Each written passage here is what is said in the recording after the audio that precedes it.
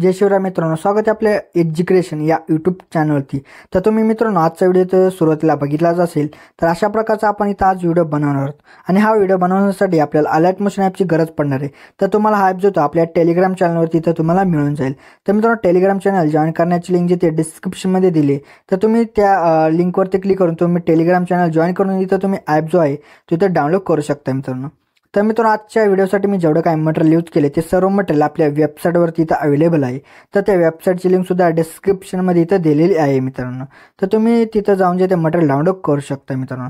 त्याचसोबत मी जे ते आपल्या टेलिग्राम चॅनलवरती सुद्धा डेली जे ते इथं मटेरियल व्हिडिओचं अपलोड करत असतो। तर मित्रांनो तिथून सुद्धा तुम्ही इथं डाउनलोड करू शकता मटेरियल।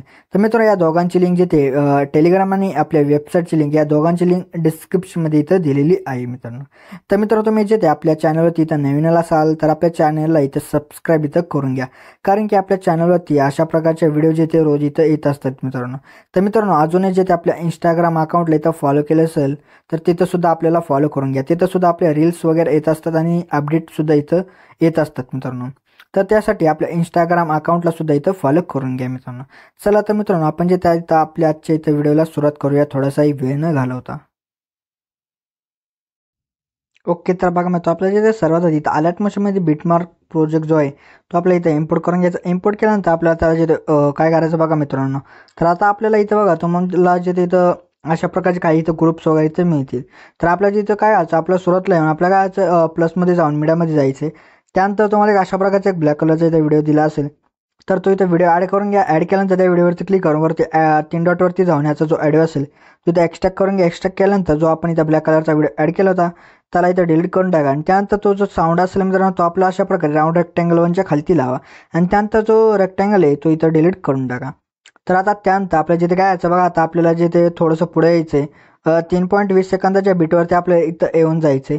त्यानंतर प्लसमध्ये जाऊन मीडियामध्ये जायचं आहे। त्यानंतर तुम्हाला अशा प्रकारे काही इमेजेस दिले तर तुम्ही इथून आता कोणता इथं इमेज घ्या। घेतल्यानंतर नंतरच्या बिटवरती होण्याचा एक्स्ट्रा पार्ट इथं डिलीट करून टाका आणि परत आता इथं दुसरा इमेज इथं ॲड करण्यासाठी आपल्याला परत त्याच बिटवरती थांबून प्लसमध्ये जाऊन मीडियामध्ये जावा।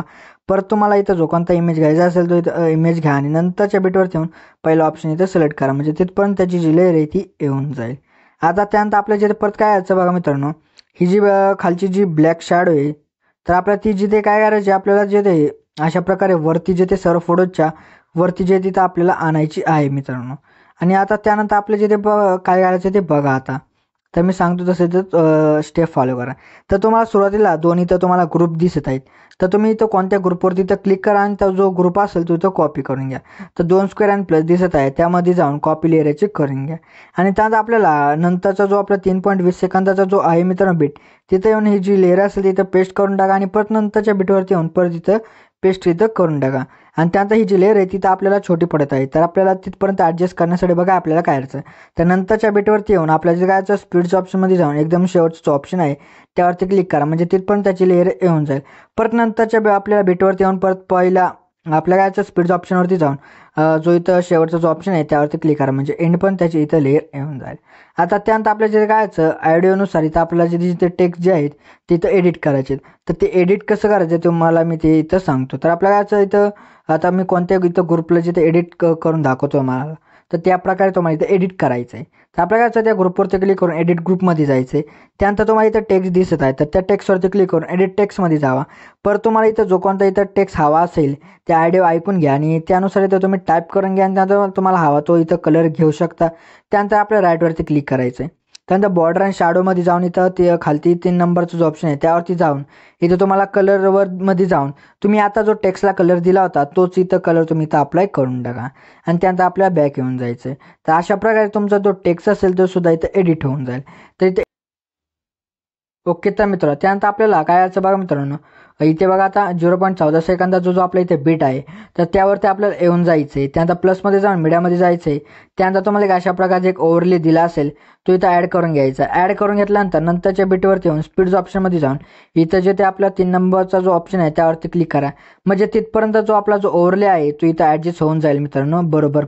त्यानंतर साऊंडवरती जाऊन याचा जो ऑडिओ असेल तो इथं म्यूट करून घ्या। त्यानंतर बिल्डिंग अँड ओपेसिटीमध्ये जाऊन लायटिंगमध्ये जाऊन इथं स्क्रीन करून घ्या। त्यानंतर आपल्याला परत तो जो प्रोजेक्ट असेल तो इथं कॉपी करून घ्यायचा आणि नंतरच्या ह्याच्यावरती येऊन जायचं बिटवरती आणि परत इथं पेस्ट करून टाका. परत नंतरच्या बिटवरती येऊन इथं परत जिथे आपल्याला याचं पेस्ट करून टाकायचं आहे. परत नंतरच्या बिटवरती आपल्याला येऊन इथं पेस्ट करून टाका. आणि आता ह्याच्या जी ॲडजस्टमेंट आहे ते आपल्याला आता बिटनुसार इथं बरोबर इथं करायची.